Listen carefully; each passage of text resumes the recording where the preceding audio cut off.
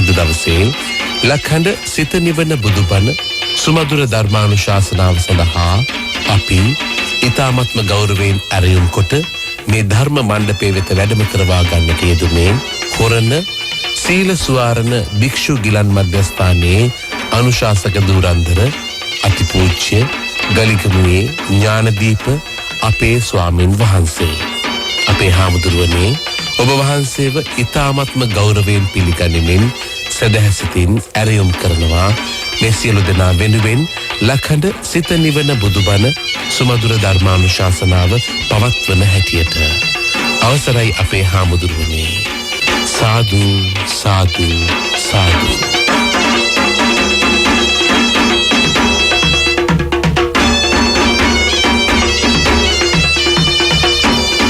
समन्त चक्रवालेषु अत्र गच्छन्तु देवता सद्धम्मं मुनिराजस्य सुनन्तु सग्गमोक्षदं धम्मश्रवण कालो अयं बदन्ता धम्मश्रवण कालो अयं बदन्ता ධම්මසවන කාලෝ අයං බදන්තා. නමෝ තස්ස භගවතු අරහතෝ සම්මා සම්බුද්දස්ස. නමෝ තස්ස භගවතු අරහතෝ සම්මා සම්බුද්දස්ස. නමෝ තස්ස භගවතු අරහතෝ සම්මා සම්බුද්දස්ස. හැම දිනාටම තෙරුවන් සරණ ප්‍රාර්ථනා කරමින් අද ඔබ හැම දෙනෙක්ම ඔබේ ජීවිතයට ඉතාම වැදගත් ධර්ම කාරණා රැසක් ශ්‍රවණය කරන්නයි මේ ධර්ම ශ්‍රවණයත් එක්ක එකතු වෙන්නේ. ඉතින් මේ ධර්මයේ ශ්‍රවණය කරන ඔබ හැම දෙනාටමත් විශේෂයෙන් ලක්වාසී ලෝවාසී සියලු දෙනාටමත් මේ ලෝකේ පුරාම පැතිරීගෙන යන මේ වසංගතය නිසා විශේෂයෙන් ලංකාවේ ගත්තොත් බොහෝ නගර මේ වෙනකොට නිරෝධායන ඇදිරි නීතිය යොදමින් බොහෝ පිරිසක් ගෙවල් වලට වෙලා එළියට යන්න නැතුව යම් කිසි බයක් තැති ගැනීමක් තුළ මේ වසංගතෙන් ආරක්ෂාවීම පිණිස නිවෙස්වල ඉන්නවා බොහෝ පිරිසක් ලෝකෙ පුරාමත් එහෙමයි. ඒ නිසා ලක්වාසී ලෝවාසී හැම දෙනාටම මේ බණහන සියලු දෙනාටමත් මේ උතුම් ධර්මශ්‍රවණය නිවන්දොරටුවක් බවට පත්වේවා කියලා අපි මුලින්ම ආශිර්වාද ප්‍රාර්ථනා කරනවා. පිංගතුනේ බුදුරජාණන් වහන්සේගේ ධර්මය තුළ ඔබ බුදුන් සරණගිය ධර්මය සරණගිය ශ්‍රාවක සංඝයා සරණගිය තෙරුවන් සරණගිය භික්ෂු භික්ෂුණී උපාසක උපාසිකා කියන සිව්වනක් ශ්‍රාවකයන්ගේ කෙනෙක් වෙන්න පුළුවන්. මේ සිව්වනක් ශ්‍රාවකයන්ගෙන් යම් කිසි කෙනෙක් මේ බුද්ධ ශාසනයට පහදිනවනම් ඇත්තටම ඇයි පහදින්නේ? ඇයි අපි බුද්ධ ශාසනයට මේ තරං ඇලුම් කරන්නේ? ඇයි අපි බුද්ධ ශාසනයට මේ තරං ආස කරන්න? මෙන්න මේ කාරණය ගැන මේ බුද්ධ ශාසනය සඳහන් වෙන බොහෝම ලස්සන දේශනාවක් අද අපි මේ ධර්මානු ශාසනාවේදී විශේෂයෙන්ම ඔබට සිහිපත් කරලා දෙනවා. ඒ තමයි පහාරාද කියන සූත්‍රය. මතක තියාගන්න පහාරාද කියන්නේ දෙව්ලොව හිටපු අසුර දෙවි කෙනෙක්. ඒ දිව්‍ය පිරිසේ නායකයා පහාරාද. ඔබ අහල ඇති සුරාසුර යුද්ධ ගැන. තවතිසා දිවිය ලෝකේ මේ දෙවිවරු අතර සුර දෙවියන්ගේ නායකය තමයි සක්‍ර දෙවිය.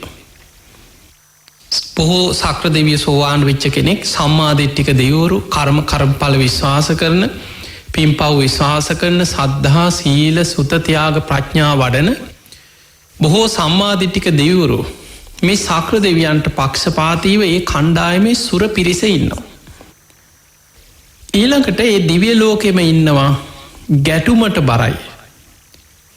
යම් මිත්‍යාදෘෂ්ටික මතවාද පිරිච්ච ගැටුමට බර දේවතා කොටසක්. ඒ අයට කෙන අසුර. ඒ අසුර නායකයෝ දෙන්නෙක් ගැන ධර්මී සඳහන් වෙනවා. එක්කෙනෙක් තමයි පහාරාද. ඊළඟ කෙනා තමයි වේප චිත්ති කියන මේ අසුරයෙන්ට. සාමාන්‍ය කෙනෙකුට මේ කාරණය විස්තර කරනකොට ඔබට හිතෙන්න්න පුළුවන් ඉතින් දෙවියන් අතර ගැටුමට බර එවැනි පිම්පව් ගැන ලොක විශ්වාසයක් නැති අය කොහොමද දිවිය ලෝක ඉපතුනේ කියලා. මතක තියාගන්න මිත්‍යා දෘෂ්ටික වුණත්. බොහෝ පිරිසක් මනුස්ස ලෝකෙ තුළ දැන් ඔබ බලන්න බෞද්ධයෝ විතරද මේ ගුණධර්ම පුරන්නේ දන් දෙන්න කියලා. ලෝකෙ බොහෝ රටවල මිනිස්සු.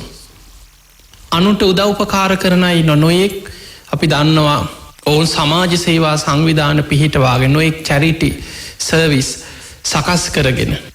ඔවුන් සමාට වැඩි හිටියන්ට උදව් කරනවා ලෝකෙ කොහේ අරි ගංවතුරක් විපතක් වුණහම් මිනිස්සුන්ට උදව් කරනවා. අද ලෝකෙ ඉන්න ඉහළම ධනවත්ම පුද්ගලයන් අතර ගත්තා. ඔවුන් තමන්ගේ ආදායමෙන් කොටසක් වෙන් කරලා වකුගඩු රෝගීන් වෙනුවෙන් ඊළඟට ලොයි කප්‍රිකා වගේ නොයි රටවල දුක්විඳන අසරණ මන්දපෝසනයෙන් ඉන්න දරුවන් වෙනුවෙන් ඊළඟට නොෙක් සැත්කම් වෙනුවෙන් එහෙම උදව් කරන බොහෝ පිරිසක් ලෝක ඉන්නවා. එතකොට සතයකුට කෑම ටිකක් දුන්නත් ආත්ම 100ක් ආනිසංස ලැබෙන පිනක්. ඔය වගේ මිනිස්සු බොහෝ විට පින් දහම් කරනවා ඔවුන්ට ධර්මාවබෝධ නිවන් අවබෝධ කර ගැනීම ගැන දැනුමක් නෑ. හැබැයි ඔවුන් අනුකම්පාව කරුණාව මෛත්‍රිය මනුස්ස ගුණ ධර්ම තුළ මිනිස්සුන්ට උදව් කරනවා දන් දෙනවා. අනුන්ට පිහිට වෙනවා. කාටවත් කරදරයක් නැතුව තමන්ගේ පාඩුවේ ගුණධර්ම රැකගෙන ජීවත්වෙනවා. ඒව පින්කං එවැනි පින් බලවත් වෙලා සුගති යනව බොහෝ පිරිසා. එතකොට අපි කතා කරේ දිවිය ලෝකෙ ඉන්නවා සුරාසුර දේවතාවරු. මේ අයගෙන් අසුර පිරිසේ නායකෙක් තමයි පහාරාද කියන කෙනා. දවසක් අපේ බුදුරජාණන් වහන්සේ බොහොම විවේකයෙන් උන්වහන්සේ භාවනා කරමින් හුද කලා වැඩ සිටියා. ඔය වෙලාවේ පහාරාද කියන අසුරේන්ද්‍රයා බුදුරජාණන් වහන්සේ මුණගැහෙන් ඇවිල්ලා වන්දනා කරලා එකත් පසකින් ඉඳගෙන බුදුරජාණන් වහන්සේගෙන් මෙන්න මේ ප්‍රශ්නය අහනවා. ඒ තමයි සාමිනි භාග්‍යතුන් වහන්ස මේ බුද්ධ ශාසනය තුළ භික්ෂු භික්ෂුණී උපාසක උපාසිකාව මේ තරම් ශාසනයට ආස කරන්න. මේ තරම් බුද්ධ ශාසනයට ඇලුම් කරන්න යයි කියලහු.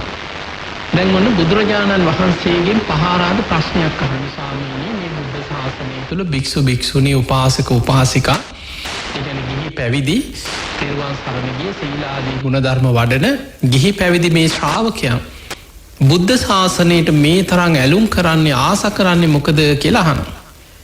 ඒ වෙලේ බුදුරජාණන් වහන්සේ එක එල්ලේම පිළිතුරු දුන්නේ. බුදුර කෙනෙක් අහන ප්‍රශ්නවලට පිළිතුරු සපයන බොහොම ලස්සන ක්‍රමයක් තියෙන. සාමාන්‍යයෙන් බුදු කෙනෙකුට ප්‍රශ්න අහන කෙනාගේ නුවණ ඔහුට වැටහෙන ස්වභාවය ඔහුගේ ඉන්ද්‍රිය ධර්ම මේකට දෙන පිළිතුර ඔහුට අවබෝධයට උපකාර වෙනවද මේ සියල්ල බුදු කෙනෙක් ඒ ප්‍රශ්නය අහන කෙනා තුළින්ම වටහා ගන්න. සමහර කෙනෙක් ප්‍රශ්න අහනවා ඒ කෙනාට එක එල්ලේම පිළිතුරු දුන්නොත් ඔහුට ධර්මාවබෝධය පිණිසේක උපකාර වෙන. බුදුරජාණන් වහන්සේ නිවනට අදාළ ධර්මාවබෝධයට අදාළ එවැනි ප්‍රශ්නවලට එක එල්ලේ පිළිතුරු සපේනවා. ඒකට ධර්මය කෙනවා ඒකාංස ව්‍යාකරණය පඤ්ඥා කියල. සමහර අය ප්‍රශ්න අහනකොට බුදුරජාණන් වහන්සේ ප්‍රශ්නයට එක එල්ලේ පිළිතුරු නොදී ඒ ප්‍රශ්නය කොටසෙන් කොටස බෙදනවා. බෙදලා කොටස විස්තර කර දහම් දෙසනවා. ඒකට කෙනා විභජ්‍ය ව්‍යාකරණය පඤ්ඥා.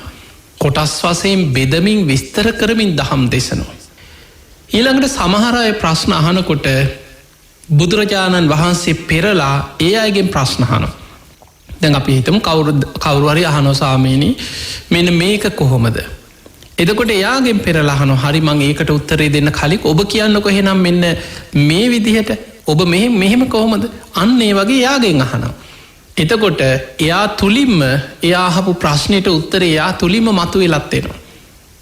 බුදුරජාණන් වහන්සේගෙත් ඔය වගේම ක්‍රමවේදයක් තින එකටකෙන පටිපුච්ච ව්‍යාකරණය පඤ්ඥා කියලා. තැන් පහාරාද බුදුරජාණන් වහන්සේගෙන් ප්‍රශ්නයක් ඇහුයි. හැබැයි බුදුරජාණන් වහන්සේ පහාරාධකයෙන් පෙරලා ප්‍රශ්නයක් අහනු. පහාරාද ඔබ හව ප්‍රශ්නයට පිළිතුරු දෙන්න කලින් ඔබ මට මේකට උත්තර දෙන්න කියෝ. අසුරයන් වන ඔබ දෙව්ලොව ඉදං මහා සාගරයට සිත් තලවාගෙන වාසය කරන්නේයයි. මහමුහොදට මේ තරං ඇලුම් කරන්නේයයි. මෙච්චර මහා සාගරයට ආස කරන හේතු මොනවද කියලා ඔබ ඉස්සරලයික කියන්න කියෝ. ඔන්න අපිට තව කාරණයක්. ඒ තමයි දෙව්ලොව ඉන්න අසුරයන් මහා මුහුදට ඇලුම් කරනවා. මහා සාගරයට ආස කරනවා. සාගරයේ තුළ සිත් තලවාගෙන වාසය කරන. අන්න ඒකට හේතු කීපයක් තියෙන. දැන් බුදුරජාණන් වහන්සේ අහන්නේ ඔබ ඉස්සල්ලා ඒක කියන්න. ඔන්න පහාරාද පිළිවෙලින් කියාගෙනන ස්වාමිනී එහෙමනම් ඔන්න මන් තථාගතයන් වහන්සේගේ ප්‍රශ්නෙට පිළිතුරු දෙන්න. අසුරයන් වන අපි මහා සාගරයට ආස කරන පළවෙනිම දේ තමයි මහා සාගරයේ පිළිවෙලින් ගැඹුර කරා යන නිසා මහා සාගරයට අපි ආසයි කියමු. ඔබ එකින් එක මතක තියාගන්න. මහා සාගරයේ පිළිවෙලින් ගැඹුරට යනවා. දැන් බලන්න ඇත්තද බොරුද කියලා. ඔබ ලිඳවල් දැකලා ඇතිනේ. එතකොට වෙරළට ගිහිල්ලා පහළ බලනකොට අර නිකන් ලිඳක් වගේ අගාධයක්ද තියෙන්නේ. මුහුද කියන්නේ එහෙම තැනක් නෙමෙයි. ක්‍රමානුකුල ටික ගැඹුරට යන. ඒ මහා සාගරයේ තුල මේ ලක්ෂණය කොහෙන් බැලුවත් හැම තැනකම පිහිටලා තියෙනවා. ටික ක්‍රමානුකූලව ගැඹුර කරා යන තැන මහා සාගරය කියන්නේ. අන්නේ ලක්ෂණේ මහා සාගරයේ තියෙන නිසා අසුරයන් ආසයි කියන. ඒ කියන්නේ ඔවුන් ඇලුම් කරන කාරණා. ඔන්න පළවෙනි එක තමයි ක්‍රමානුකූලව ටික ගැඹුර කරා යනවා මහා සාගරේ. ඒ නිසා අසුරයන් ආසයි. දෙවනියට කියනවා ස්වාමීනි භාග්‍යවතුන් වහන්සේ මහා සාගරය කියන්නේ වෙරළ සීමා කරගත්ත දෙයක්. ලෝකෙ කොහෙන් ගත්තා සාගරයේ සීමාව තමයි වෙරළ. මහ මුහුද වෙරළ ඉක්මවන්නේ. ඒ නිසා අපි මහා සාගරයට ආසයි කියමු. ඒක තේරුම තමයි ලෝකෙ කොහෙන් ගත් සමහරලාවට මුහුදු කාදනය වෙලා මුහුද යම් කිසි ප්‍රමාණයකට ඉස්සරට වඩා යම් ප්‍රමාණයකට ගොඩබිම පැත්තට ඇවිල්ලා තියෙන්න පුළුවන්. හැබැයි ඒ කොහෙන් ආවත් වෙරළක් තියෙනවා. මහා සාගරයේ සීමාව තමයි වෙරළ. ඔබ බලන්න ලෝකෙ හැම තැනකම ගියාම වෙරළ තීරයක් තියෙනවා. ඒ වෙරළ තීරේ තමයි සාගරයේ සීමාව පටන් ගන්න. අන්නේ නිසා මහා සාගරයට ආසයි. දැන් මේ අසුරයන් දකින දේවල්ලේ මහා මුහුද පිළිවෙලින් ගැඹුර කරා යන නිසා අපි මහා සාගරයට ආසයි. මහා සාගරයේ වෙරළ සීමා කරගෙන පවතින නිසා මහා සාගරයට අපි ආසයි. තුන්වෙනි කාරණී කියන ස්වාමිනී භාග්‍යවතුන් වහන්සේ මහා මුහුද කියන්නේ මලකුණු රඳින්න නැති තැන. මහා සාගරයේ මලකුණු ගොඩ ගහනවා. ඒ නිසා අපි මහා සාගරයට ඇලුම් කරනවා ආස කරනවා කි. දැන් බලන්න ඒ කාරණී ඔබ දැකලා ඇති සමහරු මුහුදේ ඔය රැල්ල පාගන්න ගිහලා මුහුදේ ගහගෙන යන අය ඉන්නවා. සමහරට බෝට්ටුවක් පෙරලිලා මැරෙන්න පුළුවන් නැවක් ගිලිලා. සමහරට කවුරු හරි අපි හිතමු හතුරෙක් කෙනෙක් අරගෙන ගිහිල්ලා බෝට්ටුවකින් හරි ගෙනහිල්ලා මරලා මුහුදට දාලාව කියලා හිතන් තල්ලු කරලා. එයාගේ මලකුණ දවසක් දෙකක් තුනක් ගියත් දවස් දෙක තුනකට පස්සේ හරි කොහේ හරි වෙරළකට ගොඩ ගහනවා. මහා සාගරයේ මලකුණු රඳින්නේ. මලකුණ මහා සාගරයෙන් ගොඩට ගහනවා. ඒක මුහුදේ තියෙන ආශ්චර්යමත් කාරණයක්. ස්වාමිනී ඒ නිසා මහා සාගරයට අපි ආසයි කියලා. ඊළඟට කියනවා ස්වාමීනී භාග්‍යවතුන් වහන්සේ මේ මහා සාගර ජලය කොහෙන් ගත්තත් එකම රසයයි. ඒ නිසා අපි සාගරයට ආසයි. දැන් බලන්න ලංකාවේ කොයි කෙළවරකින් ලෝක සිතියම ගත්තොත් ලංකාව මහ විශාල රටක් නෙමෙයිනේ. අපි ගමු නිකන් ලංකාවේ කොයි කෙළවරකින් මුහුදු වතුර ටිකක් අරගෙන දිව ගාලා බැලුවත් ලවණ රසයයි. ඔබ ලෝකෙ තව කොහේ රටකට ගිය වෙලාවක වෙනත් රටකට ගියා මුහුදක් අයිනට ගියා මුහුදු වතුර ටිකක් අරන් බලන මේ මොන වගේ ඒත් අර රසමයි. උත්තරද්‍රවේ දක්ෂිණද්‍රවේ පැත්තෙන් ගත්තත් ලෝකෙ කොයි රටක කොයි කෙළවරෙන් ගත්තත් සාගර ජලය එකම රසයයි. ලවණ රසයෙන් යුක්තයි. ඒ නිසා අපි මහා සාගරයට ආසයි කියව. ඔන්න දැන් කාරණා කීපය. ඊළඟට මේ පහාරාද කියන ස්වාමීනි භාග්‍යවතුන් වහන්සේ ඔය විතරක් නෙමෙයි. මේ සාගරයට නොයේ ගංගායනවා. ගංගා යමුනා අචිරවතී සරබූ මහී විශාල ගංගාව. ඒ කාලේ දඹදිව තිබ්බ පංච මහා ගංගා.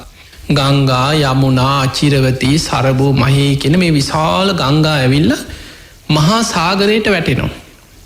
හැබැයි ඒව වැටෙන්නේ එන්නේ එක නංගොලි. මිනිස්සු කියනවා මේ යන්නේ ගංගා නංගඟ. මේ යන්නේ සරබූ කියන ගඟ ඔය යන්නේ. ඔය යන්නේ මහී කියන ගඟ. දැන් අපි ලංකාවේ ගන්න මහවැලි කැලණි කළු වලවේ ඔය ගංගා. කක් මිනිස්සු කියන ඔය යන්නේ කැලණි ගඟ. ඔය යන්නේ මහවැලි ගඟ. දැන් මේවා මුහුදට වැටුණාට පස්සේ මුහුදේ තැන් තැන් වල වෙන වෙනම තියෙනවද? මේ තියෙන කැලණි ගඟේ වතුර.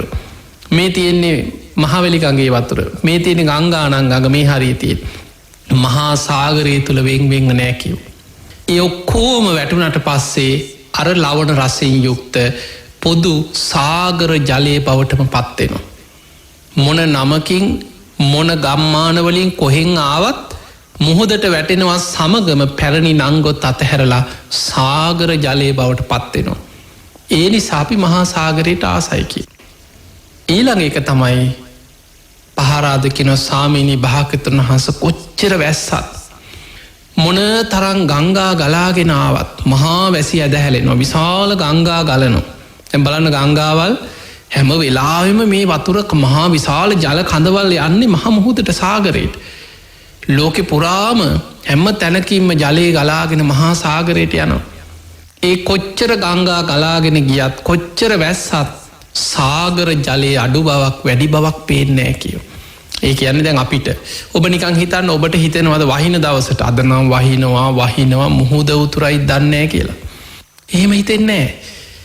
වැස්ස කියලා මුහුද උතුරන්නේ නැහැ. හැබැයි ඇලක් ගංගාවක් කානුවක් උතුරලා යන්න පුළුවන්. හැබැයි මහා සාගර ජලයේ කොච්චර වතුරාවත් උතුරන්නේ අඩු බවක් වැඩි බවක් පේන්නේ. ඒ නිසා ස්වාමිනී අපි මහා සාගරයට ආසයි කියෝ. දැන් ඔය කියන්නේ පහාරාද රාසුර නායකයා. දැන් කාරණා ගොඩක්. තව කරුණක් කියන ස්වාමීනී භාග්‍යවතුන් වහන්සේ මහා සාගරය කියන්නේ සම්පත් සාගරයක්.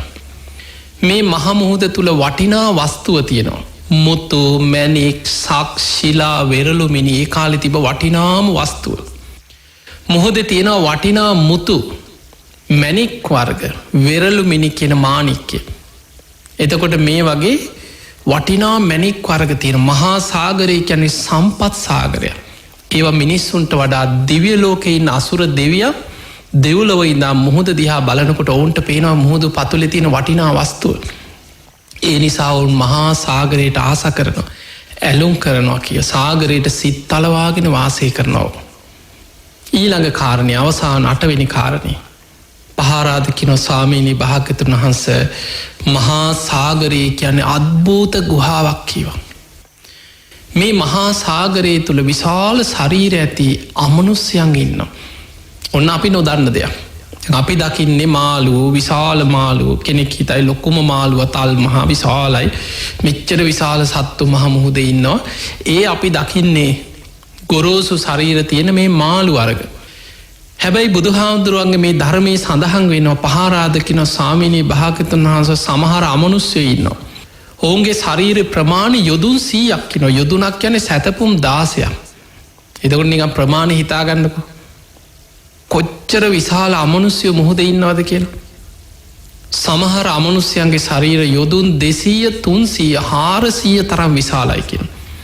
එවැනි මහා විශාල අද්භූත ශරීර ඇති අමනුෂ්‍යයෝ මහා සාගරය තුල ජීවත් වෙනවා. ඔවුන් එහා මෙහා යනවා වතුර ඇතුලේ මුහුදේ. අපිට පේන්නේ නැහැ ඒවා. එතකොට අන්නේ නංවල ඔන්න බලන්න ඔබට තේරුම් ගන්න පුළුවන්. තිමි තිමංගර තිමිර පින්ඩල නාග අන්න නාග ලෝකේ. ඔබ අහලා ඇති නාග ලෝකේ. ඒ නාග කියන්නේ මේ අපි දකින මේ සාමාන්‍යයෙන් තිරිසංගත සර්ප කොටස නෙමෙයි. නාග ලෝකයට අයිති නාගයෝ මහා සාගරය තුල ඉන්නේ. ඊළඟට අසුර ඒ කියන්නේ අපාය කොටසක්. නිරය තිරිසන් ලෝකේ പ്രേත ලෝකේ අසුර අපාය. සතර අපායෙන් එකක්. මේ අසුර කියන අමනුස්ස කොටස අපායගතව ඉන්න කොටස මහ මුහුදේ උපදින අමනුස්ස කොටසක්. එතකොට මෙන්න මේ අද්භූත ශරීර ඇති මේ සත්වයන්ගේ ස්වභාවය දිව්‍ය ලෝකේ ඉන්න දිව්‍ය අසුරයන් දකිනවා. දැකලා මහා සාගරයට සිත් තලවාගෙන උන් ආසය කරන මේක මහා පුදුම තැනක් නේ කියලා. ඔන්න ඔය කරුණු 8 පහාරාද බුදුරජාණන් වහන්සේට කියනවා. කියලා කිව්වා ස්වාමීනි එහෙමනම් ඔන්න අපි මහා සාගරයට අසුරයන් හැටියට අපි ආස කරන ඇලුම් කරන කරුණු 8 ඔන්න ඔබ වහන්සේ ඉදිරියේ කිව්වා. දැන්වත් කියන්න කිව්ව ඔබ වහන්සේ ඔබ වහන්සේගේ ශ්‍රාවකයන් වන මේ භික්ෂු භික්ෂුණී උපාසක උපාසිකාවන් මේ තරම් බුද්ධ ශාසනයට ආස කරන්නේ ඇයි? මේ තරම් බුද්ධ ශාසනයට ඇලුම් කරන්නේ ඇයි? මෙච්චර බුද්ධ ශාසනයට ආසාවෙන් සිත් තලවාගෙන මේ ධර්ම මාර්ගය වඩන්නේ ඇයි කියලා ස්වාමීනි භාග්‍යවතුන් වහන්සේ මට දැන්වත් කියන්න කිව්වා. ඔන්න බුදුරජාණන් වහන්සේගේ දේශනාවල තියෙන ආශ්චර්යමත් ස්වභාවය බලන්න. අර පහාරාද කියපු කරුණුම බුදුරජාණන් වහන්සේ බුද්ධ ශාසනයට ගලපනවා. ගලපලා භික්ෂු භික්ෂුණී උපාසක උපාසිකාව කියන ඔබත් අයිති. පැවිද්දෙක් නම් ඔබත් අයිති, ගිහියෙක් නම් ඒත් ඔබ අයිති. එක්ක භික්ෂුවක්, එක්ක භික්ෂුණියක්, එක්ක ගිහි උපාසක, එක්ක ගිහි උපාසිකාවක්. ඔය අය තමයි බුද්ධ ශාසනයේ ඉන්න සිව්වනක් ශ්‍රාවකයෝ. එතකොට ඒ අය බුද්ධ ශාසනයට ආස කරන, ඇලුම් කරන හේතුව ඔන්න පළවෙනි එක බුදුරජාණන් වහන්සේ වදාළ පහාරාද ඔබ කිව්වා අසුරයන් මහා සාගරයට ආස කරන පළවෙනි කාරණය මහා සාගරයේ පිළිවලින් ගැඹුර කරා යන නිසා ඔබ ආසයි කියලා. අසුරයන් ඇලුම් කරනවා. පහාරාද මගේ බුද්ධ ශාසනයත් පිළිවලින්ම ගැඹුර කරා යන දෙයක්. මහා සාගරය වගේමයි. ඒ නිසා මගේ බුද්ධ ශාසනයට භික්ෂු භික්ෂුණී උපාසක උපාසිකාවන් ආසයි ඇලුම් කරනවා. මේ බුද්ධ ශාසනය කියන්නේ අනුපුබ්බ සික්ඛා, අනුපුබ්බ කිරියා, අනුපුබ්බ ප්‍රතිපදා කියෝ. පිළිවලි මේ පටන් ගන්නකොටම රහත් වෙනවා නෙමෙයි. සමහරු හිතන් ඉන්න බණක් අහපු ගමන් රහත් වෙයි කියලා. කාලය දැන් බුද්ධ ශාසනයේ කෙටියෙන් අහලා රහත් වෙච්ච අය ඉන්නවා. හැබැයි ඒ අයගේ ජීවිත කතාව බලපුවහම කල්ප ගණන් සසරේ ගුණ පුරපු අය. ඒ නිසා පටන් ගන්නකොටම රහත් වෙනවා නෙමෙයි. අනුපුබ්බ සික්ඛා, අනුපුබ්බ කිරියා, අනුපුබ්බ ප්‍රතිපදා. ඉස්සල්ලා කර්මඵල විශ්වාසයෙන් ලෞකික සම්මාදිට්ඨිය ඇති කරගෙන තිසරණ සරණ යනවා, තෙරුවන් සරණ පිහිටනවා. ඊට පස්සේ යාගේ අරමුණ තමයි ලෝකෝත්තර සම්මාදිට්ඨිය, චතුරාර්ය සත්‍ය අවබෝධ කිරීම. එයා ඒ වෙනුවෙන් ධර්ම මාර්ගය වඩනවා, සද්ධානුසාරී ධම්මානුසාරී වෙනවා, අන්න ටිකක් ගැඹුරට යනවා. ඊට පස්සේ තමයි යා සෝවාන් වෙන්නේ, තව ටිකක් ගැඹුරට යනවා. සකදාගාමී මාර්ගයේ වඩනවා, සකදාගාමී ඵලයට පත් වෙනවා, තවත් ගැඹුරට යනවා.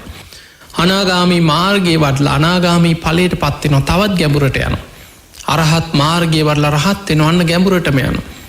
මේ බුද්ධ ශාසනය කියන්නේ පිළිවලින් ගැඹුර කරා යන වැඩපිළිවෙලක්. හරියට මහා සාගරයේ ගැඹුරට යනවා වගේ.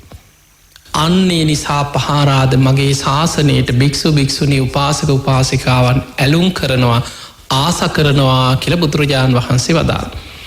දැන් මේ බණහන ගමන් ඔබත් හිතන්න, දැන් මමත් බෞද්ධයෙක් නම්, මමත් බුද්ධ ශාසනයට පැහැදුනා නම් ඇත්තට මම පැහැදුනේ මේවා දැනගෙනද?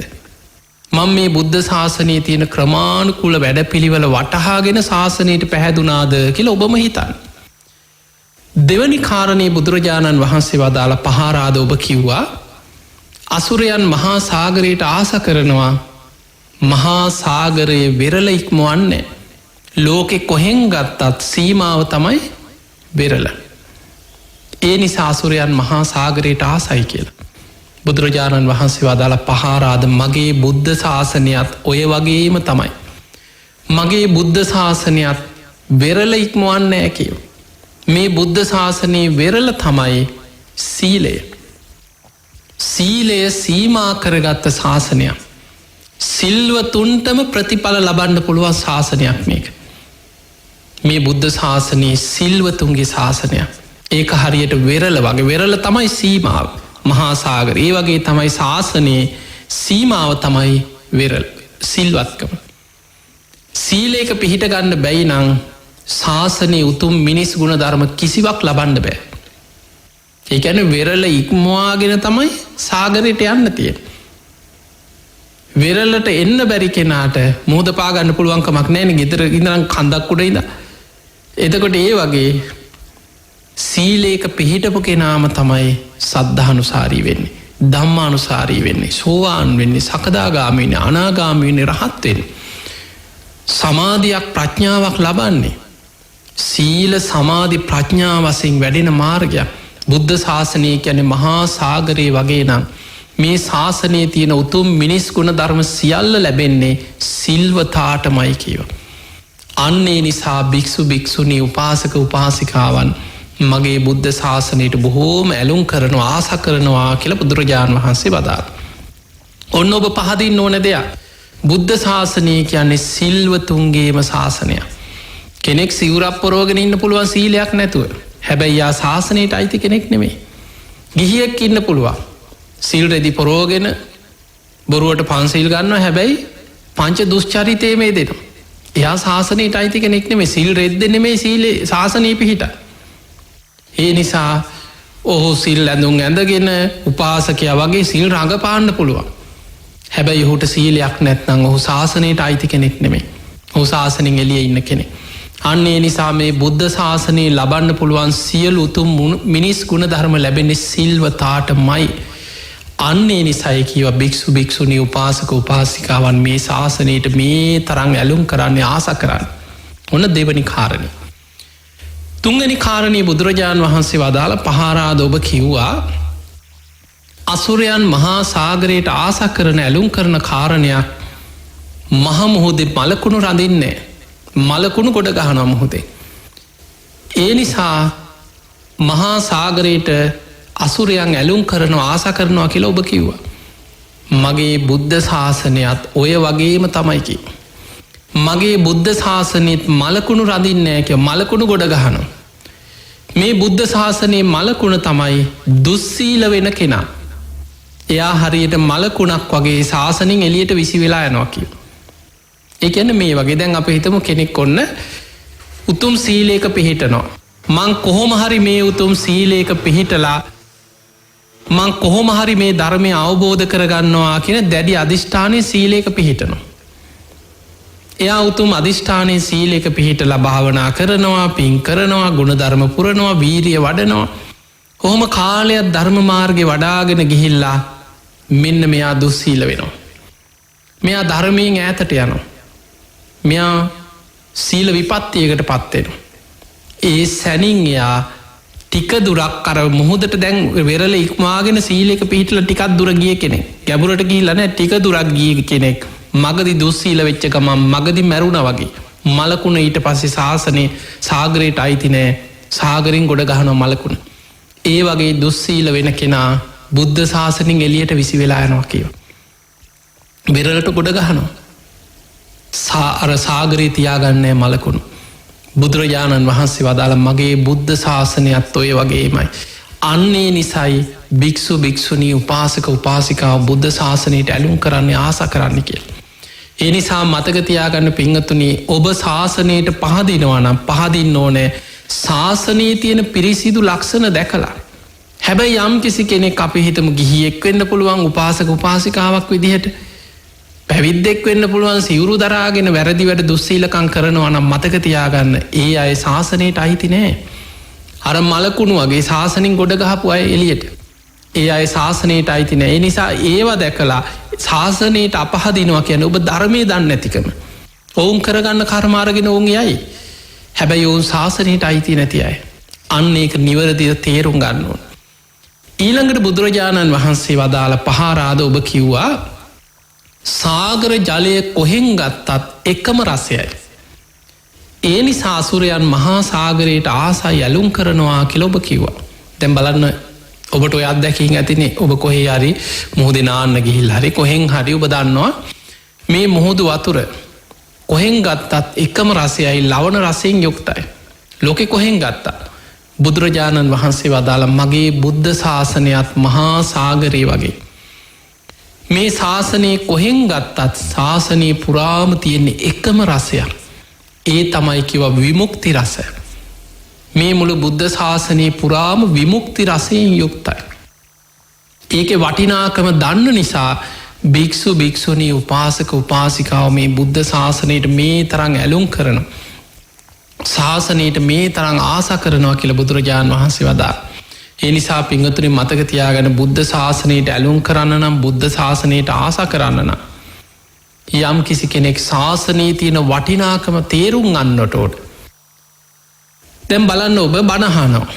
ඔබ මේ බණහනකොට ධර්මය අහනකොට ඔබට විමුක්ති රසයක් දැනෙන් නැද්ද. ආසාාවක් ධර්මාස්වාදයක් උපදිනු. ඊළඟට ඔබ අපි ගමු දේශනාගත්තු කොච්චර බණහල ඇද්ද.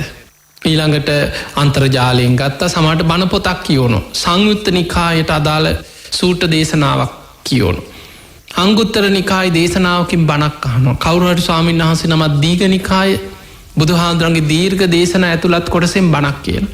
එතකොට මේ දේශනා 84,000ක ධර්මස්කන්දේ කොහෙන් ගත්තත් මුළු ශාසනයේ අර හැම දේශනාවක් තුළම දකින්නේ ඒ ධර්මයේ පුරාම දැනෙන්නේ විමුක්ති රසයමයි කියවා. ඒ නිසා මගේ බුද්ධ ශාසනයට භික්ෂු භික්ෂුණී උපාසක උපාසිකාව බොහොම ඇලුම් කරනවා ආස කරනවා කියලා බුදුරජාණන් වහන්සේ වදාළා. ඔන්න කාරණා 4ක්. පස්වෙනි එක තමයි කොයි තරම් ගංගා ගලාගෙන ආවත් පැරණි නංගොත් වලින් ගංගා යමුනා අචිරවතී සරබූ මහි ඒ කාලේ තිබ්බ විශාල පංච මහා ගංගා මේ එක එක නංගොත් වලින් ඇවිල්ලා මුහුදට වැටෙනකොටම සාගර ජලයේ බවට පත් වෙනවා. වෙන වෙනම නෑ ඔක්කොම පොදුවේ සාගර ජලය. ලංකාවේ හිතන්න ගංගා අපේ රටේ තියෙනවා මහවැලි කැලණි කළු වලවේ ඔය මොන ගංගාව ආවත් මුහුදට වැටුනට පස්සේ ඒ නංගොත් ඔක්කොම අතහරිනවා. අපි කියනවා මෙතනින් එන්න ඔය හරහා එන්න ඔය කළු ගඟේ ඔය අතුරු ගංගාවක් ඔය කළු ගඟ යන්නේ ඔය මොන ගඟ කොයි විදිහට ආවත් මුහුදට වැටෙනකොට ඔක්කොම සාගර ජලයේ බවට පත් වෙනවා. ඒක තමයි මහා සාගරය තුල තියෙන ආශ්චර්ය ලක්ෂණය. බුදුහාඳුරු කියනවා පහාරාද මගේ බුද්ධ ශාසනයත් ඔය වගේමයි කියව. නොයෙක් නංගොත් වලින් ශාසනයට එන අය ඉන්නවා. කෙනෙක් උපදිනවා රජ පවුලේ. ශාස්ත්‍රීය රාජ කුලේ ශාස්ත්‍රීය රාජ පවුල්වල හැදිලා වැඩිලා ඒ අය ඇවිල්ලා පැවිදි වෙනවා. තව කෙනෙක් උපදිනවා තවත් එක්කෝ වෙළඳ කුලයක එක්කෝ සාමාන්‍ය ගමක උපදිනවා. ඒ කාලේ තිබිච්ච පහත්යයි සම්මත කුලයක ශුද්‍ර කුලයක උපදිනවා. ඔබ හරිති සුනීත සෝපාක වගේ ඇත් පැවිදි වුණා. එතකොට මේ වගේ එක එක පවුල්වල වර්තමානය ඔබ නිකන් හිතන්න ලංකාවේ කොච්චර උඩ රට පහත රට කුල කොච්චර කුල තියෙනවද? මොන කුලේ මොන ගෝත්‍රේ කොහේ හිටියත් ඒ ඔක්කොම අර ගිහි කාලේව තියෙනවා. පෘථග්ජන ලෝකේ තියෙනවා. අපි අසවල් කුලේ අපි උඩ රට අපි පහත රට අපි මේ ජාතිය අපි මේ කුලේ අපේ තාත්තා මෙහෙමයි සීයා මෙහෙමයි ඔය ඔක්කොම කුලමාන ඔක්කොම තියෙන්නේ පෘථග්ජන ලෝකේ. හැබැයි කෙනෙක් බුද්ධ ශාසනයට ඇතුල් වෙනකොට ඒ පැරණි නංගොත් සියල්ල අතහැරලා දැන් හිතන්න පැවිදි වෙනවා කියලා. මොන කොහෙන් ඇවිල්ලා පැවිදි වුණත් පැවිදි වෙන්නේ සියලු දෙනා සබ්බ දුක්ඛ නිස්සරණ නිබ්බාන සත්‍ය කරණත්තාය. සියලු දුකින් නිදහස් වෙලා නිවන් අවබෝධ කර ගැනීම පිණිස මාව පැවිදි කරන සේක්වා කියලා පැවිදි වෙනකොට කුඩා වූද මහත් වූද ඥාති සම්බන්ධතා නංගොත් ගිහි නං පැවිදි නමට එන්නේ නැහැ ගිහි වාසගම් ඒවා ඔක්කොම අතහැරලා ශාක්‍ය පුත්‍ර ශ්‍රමණ කියන කොටසට වැටෙන්නේ. ඒ පැවිදි වෙන සියලු දෙනා පොදුවේ හඳුන්වනවා ශාක්‍ය පුත්‍ර ශ්‍රමණ.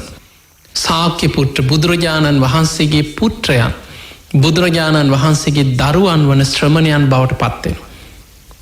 ඒක හරියට එක එක නංගොත් වලින් එන ගංගාවල් සාගරයට වැටෙනවත් එක්කම සාගර ජලය වෙනවා. පරණ නංගොත් අතහැරලා සාගර ජලයේ බවට පත් වෙනවා.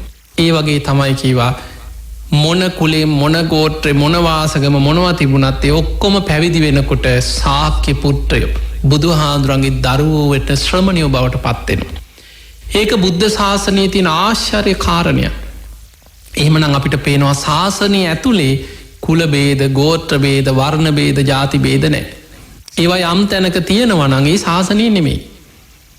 එහෙනම් අපිට පේනවා මෙන්න මේ ලක්ෂණ නිසා බුද්ධ ශාසනයේ මේ උතුම් ස්වභාවය අඳුන ගන්න නිසා බුද්ධ ශාසනයට ගිහි පැවිදි භික්ෂු භික්ෂුණී උපාසක උපාසිකාව ඇලුම් කරනවා ආස කරනවා කියලා බුදුරජාණන් වහන්සේ වදාළා. ඊළඟට බුදුරජාණන් වහන්සේ දේශනා කරනවා පහාරාද ඔබ කිව්වා මෙහෙමත් දෙයක්. ඒ තමයි කොයි තරම් විශාල ගංගා ගලාගෙන ආවත් මහා සාගරයට මොන තරම් විශාල වර්ෂාවල් ඇදහැළුණත් සාගර ජලයේ අඩු බවක් වැඩි බවක් නෑ. ඒ නිසා අසුරයන් මහා සාගරයට ආසයි කියලා ඔබ කිව්වා.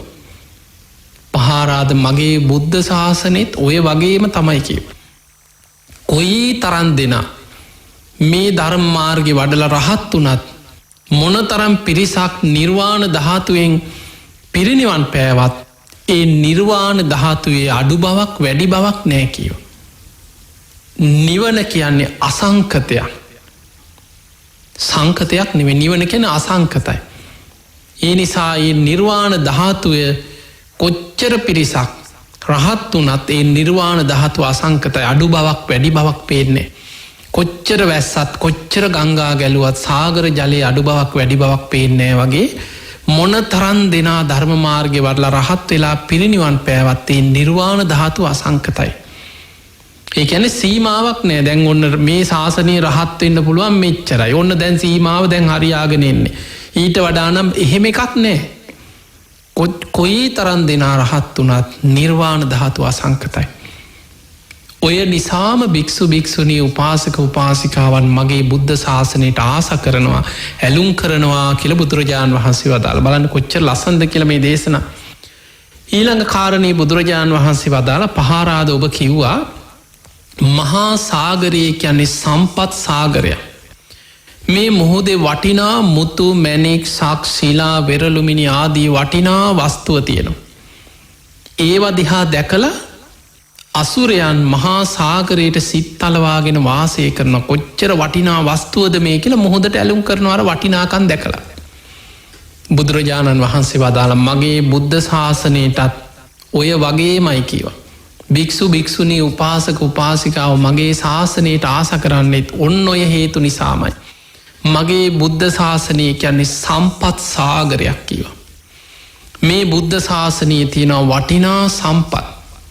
ඒ තමයි සතර සතිපට්ඨානය, සතර සම්‍යක් ප්‍රධාන වීරිය, සතර ඉරදිපාද, පංච ඉන්ද්‍රිය ධර්ම, පංච බල ධර්ම, සප්ත බොජ්ජංග ධර්ම, ආර්ය අෂ්ටාංගික මාර්ගය. මේ ශාසනය තුළ තියෙන වටිනාම මාණික්‍ය ටික, වටිනාම වස්තුව බුද්ධ ශාසනයේ තියෙන බෝධිපාක්ෂික කියන්නේ චතුරාර්ය සත්‍ය අවබෝධයට උපකාර වෙන ධර්ම.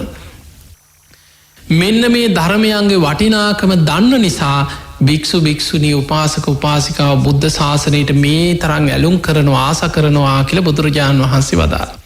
එතකොට බලන්න අසුරයන් දෙව්ලොව ඉඳන් මුහුද දිහා දකින්නකොට ඔවුන් මහා සාගරය ඇතුලේ තියෙන වටිනා වස්තුව දකිනවා. මුතු තියෙනවා, මැණික් සක් ශිලා වෙරළුමිනි මිල කළ නොහැකි වටිනා වස්තුව.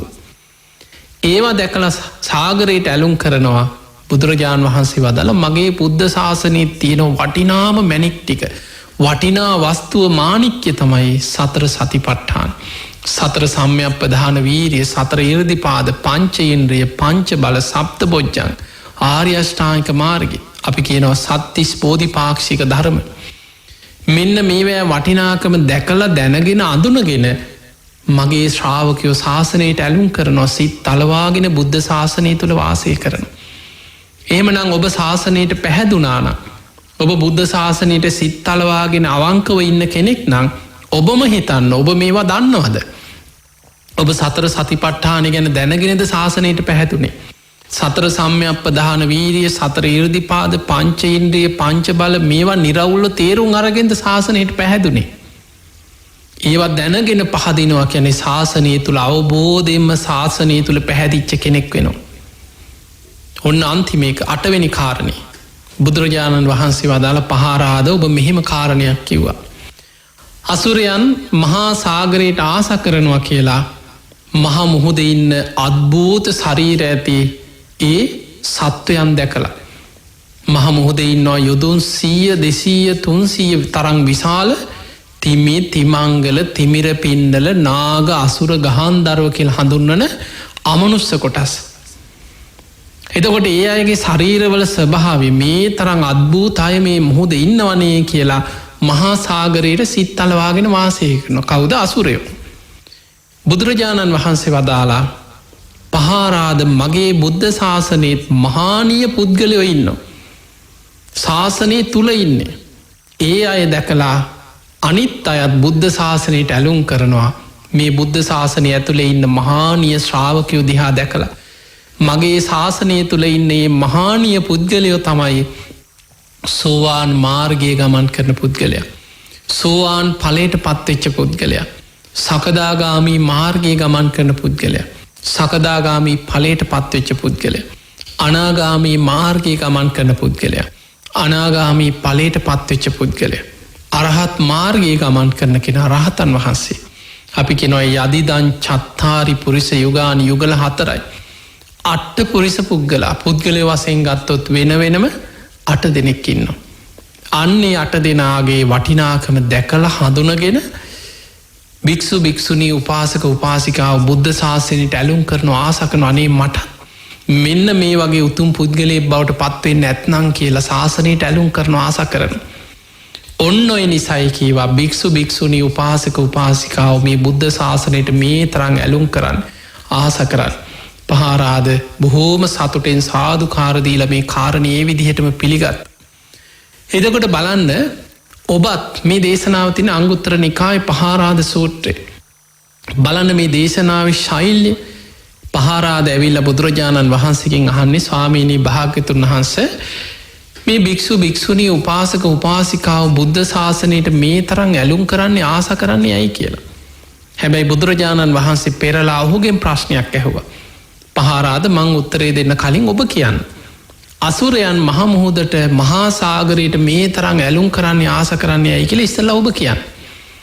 බුදුරජාණන් වහන්සේ අර පහාරාද කියපු කරුණුම 8ක් ඔහු විස්තර කරනවා. ඒ කරුණු 8ම අරගෙන බුදුරජාණන් වහන්සේ මහා සාගරයේ උපමා කරගෙන බුද්ධ ශාසනයට භික්ෂු භික්ෂුණී උපාසක උපාසිකාවන් පහදින හැටි බුදුරජාණන් වහන්සේ බොහෝම ලස්සනට දේශනා කරන.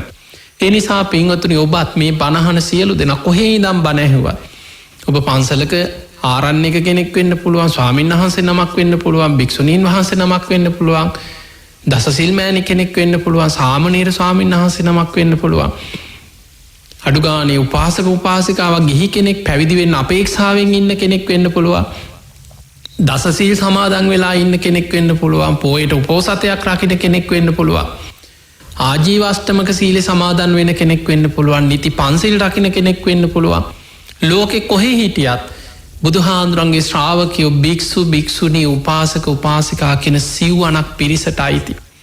එතකොට ඒ අය ඇත්තටම දැන් ඔබම තේරුම් ගන්න ඔබ ඇත්තටම බුද්ධ ශාසනයට පැහැදිච්ච කෙනෙක්ද? ඔබ මේවා හරියට අඳුනගෙනද පැහැදුනේ?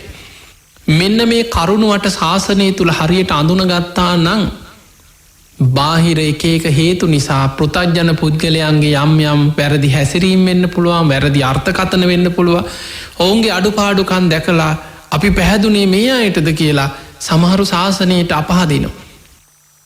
තේරුම් ගන්න ඔබ අපහදින්නේ ඔබ ශාසනය කියන්නේ මොකක්ද කියලා දන්නේ නැති නිසා.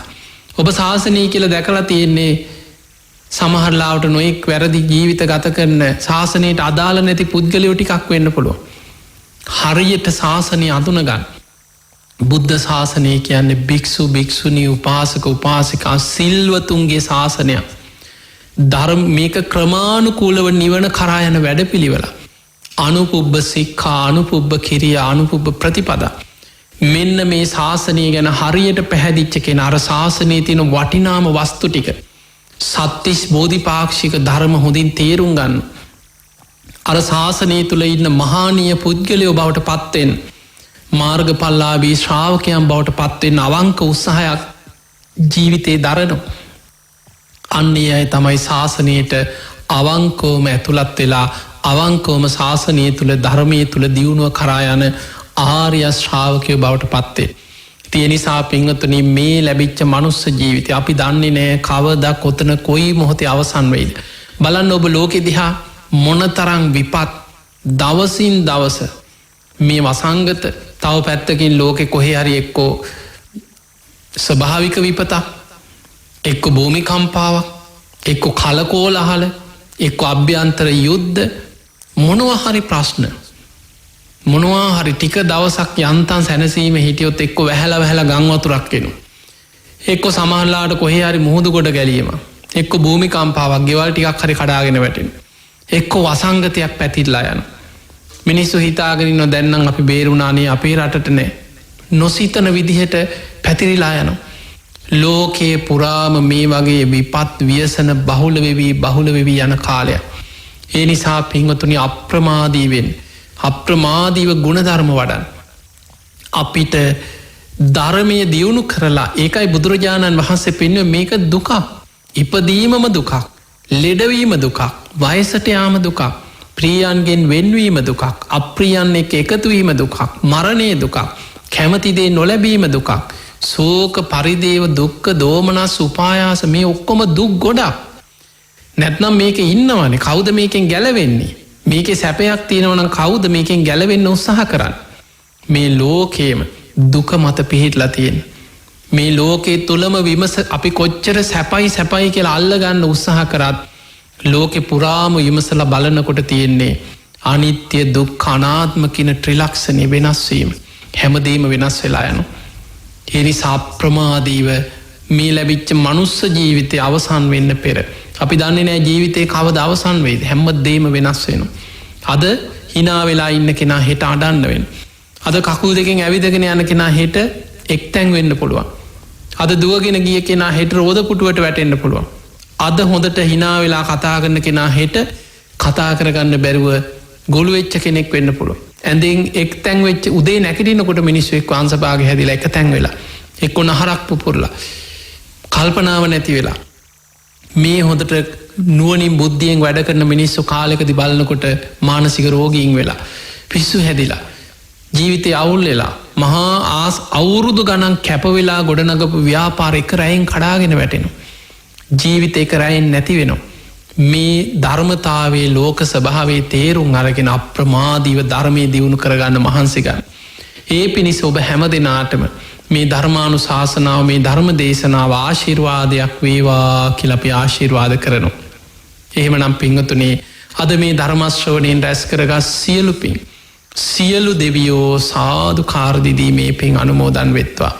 ඒ දෙවියන්ගේ දිව්‍ය අසහිසුරු වර්ධනය කරගෙන සියලු දෙවියෝ උතුම් නිවනටම පත්වේවා කියලා දෙවියන්ට පින් දෙන්න. ඒ දෙවියන්ගේ පිහිට රැකවරණ ආශිර්වාදය ඔබටත් රටටත් ලෝකයාටම සැලසේවා.